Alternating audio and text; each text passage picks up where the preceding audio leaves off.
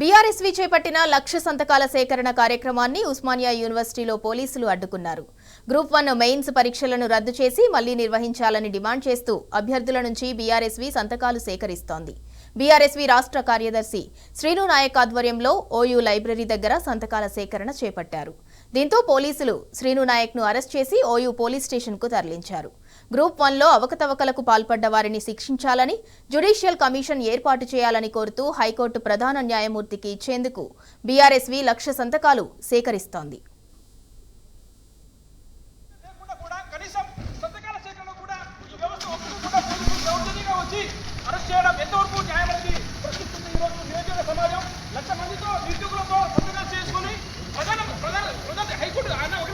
High court ప్రధాన న్యాయమూర్తి గారికి 1,00,000 మందితో సంతకాలు సేకరణ చేస్తున్నాం.